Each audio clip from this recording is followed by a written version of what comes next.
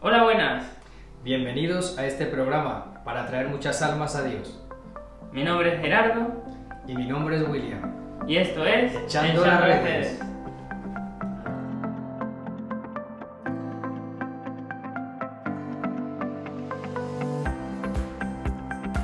Termina el tiempo de Pascua y lo terminamos con una solemnidad, la venida del Espíritu Santo, Pentecostés. ¿Y qué es Pentecostés? Pues Pentecostés, como su nombre lo indica, son 50 días después de Pascua, que celebramos que el Espíritu Santo viene sobre María y sobre los apóstoles reunidos. Estaban temerosos por miedo a padecer como el Mesías, y el Espíritu Santo vino y les llenó de impulso misionero. ¿Qué te parece? Muy interesante, muy interesante. ¿Y cómo se celebra? Pues bueno, lo primero es que ese Espíritu Santo llega y trae 7 regalos que dispone a los discípulos y a María para que sean misioneros, para que sean testigos de Cristo. Y esos siete regalos son los 7 dones del Espíritu Santo. ¿Y cuáles son esos 7 dones? Bien, pues podríamos decir que María ya los contenía porque era la llena de gracia, pero ella quería acompañar la misión de la Iglesia. Este Espíritu Santo llegó sobre los apóstoles y les trajo estos 7 dones, que el primero es el don de la sabiduría, sabor a Dios, el gusto por las cosas de Dios. Es la capacidad que le dio el Espíritu Santo a los discípulos, y a nosotros también nos los da, para que podamos discernir entre el bien y el mal, para poder acertar en nuestras decisiones. Podríamos decir que ese don da paso a todos los demás dones. El don de la sabiduría, qué importante, Sí, muy interesante. ¿verdad? Sí. Lo tenemos todos, pero hay que desarrollarlo. También tenemos el don del entendimiento. Es una luz que el Espíritu Santo da a la mente humana para que entienda bien, por ejemplo, la Sagrada Escritura. Para entender la palabra de Dios necesitamos el don del entendimiento. Es el don que nos capacita para degustar la palabra de Dios, para aplicarla en nuestra vida y para saberla transmitir, ¿verdad? Sí. Hay más dones. ¿Cuántos son? Son 7, 7, ¿no? claro, son 7. Sí. Te he hablado de 2, De 2. pero mira, falta el don del consejo. Qué importante es el don del consejo. Lo tienen las personas que son capaces de dar una palabra acertada en un momento difícil a una persona.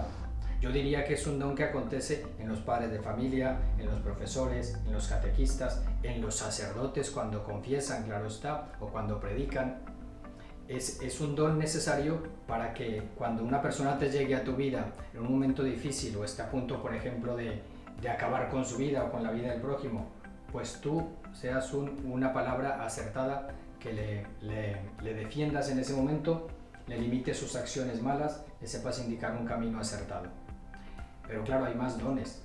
Por ejemplo, está el don de ciencia, que es el don de los científicos, de aquellos que son expertos en poner a su servicio y al servicio de la humanidad los bienes de la tierra de una forma acertada. Son los que descubren pues cosas tecnológicas para que la sociedad avance, para que progresemos. Es el don de aquellos que están buscando una vacuna contra esta pandemia, que el Espíritu Santo venga sobre ellos, les ilumine y puedan acertar y nos libre el Señor a través del Espíritu de esta tribulación. Es el don de la ciencia tan necesario. También puede ser un don importante cuando te toca administrar bien tus bienes, tu dinero. Necesitamos el don de la ciencia para que puedas ejercitarte bien con tus bienes, para que sepas ahorrar, para que puedas hacer buenas inversiones y no despilfarres lo que Dios te da, ¿verdad? Sí. Qué importante. ¿Llevamos? 4, 5. Claro. Te he hablado del don de la sabiduría, del don del entendimiento, te he hablado del don del consejo, del don de ciencia. Claro, Sí, te son falta, 4. te Te tengo que faltan hablar, 3. te tengo que hablar del don de la fortaleza. Es el don de los fuertes, pero es un don que nos hace fuertes ante la adversidad. Es el don, por ejemplo, de los mártires. Los mártires tuvieron ese don, pues, rebosante, porque para entregar la vida por Cristo, para defender la vida por Cristo, para defender la vida del prójimo, por ejemplo, hace falta el don de la fortaleza. Y no es que nosotros nos vanagloriemos de ser fuertes, sino que el único fuerte es Cristo, el que murió en la cruz y nos hace fuertes. María, nuestra Madre, tuvo ese don al pie de la cruz, el don de la fortaleza, de saberse mantener en pie. Cuando uno asume a Cristo en su vida, asume a Dios, al final enfrenta la vida con alegría, enfrenta la vida con fortaleza. Vale. Nos falta alguno más, ¿verdad? Sí, Nos faltan falta, dos. claro, nos falta el don de la piedad. La piedad es una disposición que el Espíritu Santo da a nuestras almas para que gustemos de las cosas de Dios. Es propio este don de la gente que cuando entra a la iglesia pues conecta con lo sagrado, ¿verdad? Disfruta de lo sagrado, disfruta de los sacramentos, de la Eucaristía. Es una persona piadosa en cuanto pues que deja que eso que está viviendo le traspase, le configure. Se hace una persona piadosa y no hablamos de gente pues que, usando ese término maligno, mojigatos, sino piadosos, que saben vivir lo sagrado, que lo disfrutan y lo transmiten, ¿verdad? Vale. ¿Y el último? El último que nos falta pues es el temor de Dios, el temor de Dios, que da un poco de miedo, ¿verdad? Sí. Da miedo. Claro. Pero no hay que temer, porque al definir este don, pues podríamos hablar es de temor a ofender a Dios, no tanto temor a Dios, porque Dios es Padre y no nos infunde un temor que nos asare y que nos aleje de Él, sino que es un temor precisamente a estar lejos de Él. Casi es un temor a nosotros mismos, que muchas veces nos alejamos de Él por nuestra propia voluntad. Pues temor a ofenderle, temor a desairarle, temor a no cumplir su voluntad. Es un respeto absoluto por las cosas de Dios. Es el don de las personas que son muy estrictas con su comportamiento. Es el don, por ejemplo, de las mártires de la pureza, que no entregaron su cuerpo por temor a ofender a Dios, ¿verdad? Temor al pecado. Es muy necesario, necesitamos ese don del temor de Dios para llevar una vida recta, una vida moral. ¿Y para qué nos sirven esos dones? Pues claro, te he dicho ya, por ejemplo, la explicación de los 7 dones también aplicados a nuestra propia vida y cómo nos van sirviendo en el diario vivir, en nuestro comportamiento. Necesitamos el Espíritu Santo que se concreta en esos 7 dones para llevar una vida alegre, feliz, que es lo que quiere el Espíritu Santo en nosotros, hacernos felices. Y lo puedes ver, por ejemplo, cuando te bautizaron, el sacerdote ya te impuso las manos. Imponer las manos es siempre signo de la llegada del Espíritu a tu vida. Pues cuando el sacerdote te impuso las manos aquel día de tu bautismo, ya el Espíritu ha infundido en ti la raíz de los 7 dones. Ya esos 7 dones están metidos en el bautizado, esperando a ser desarrollados, a que tú con tu disposición hacia la gracia, pues vayas permitiendo que los dones se desarrollen. Esa primera unción te permitió que el Espíritu Santo viviera en ti, pero luego, cuando te confirman, el obispo, cuando te impone la mano, otra vez de nuevo en tu cabeza, pues también invoca ese Espíritu Santo y te reconoce ya testigo, ya una persona que ha vivido los 7 dones, los está desarrollando y el obispo, como persona autorizada, te envía en nombre de Cristo con el don del Espíritu y esos 7 dones.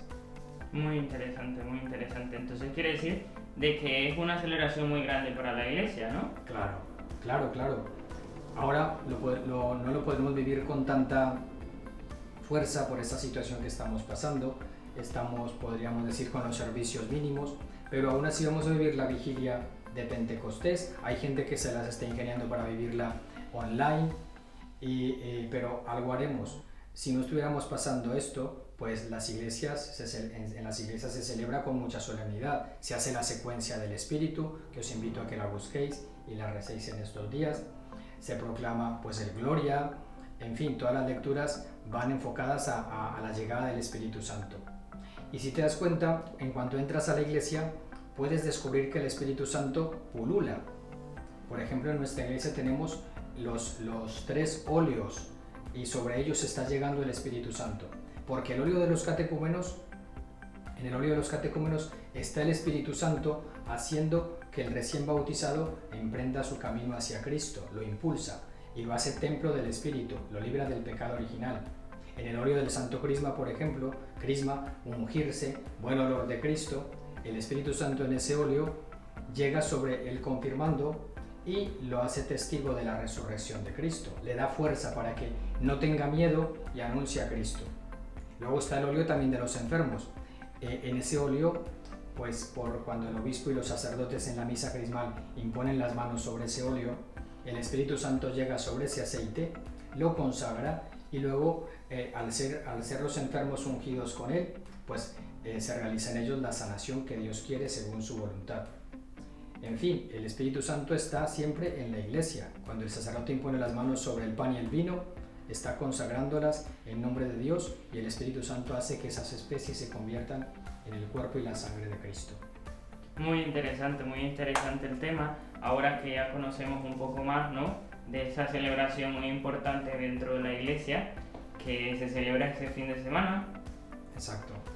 Y pues espero que a todos ustedes, los que están viendo este video, les haya servido de algo. Y pues nada, si quieres agregar algo. No, pues daros las gracias por regalar el tiempo.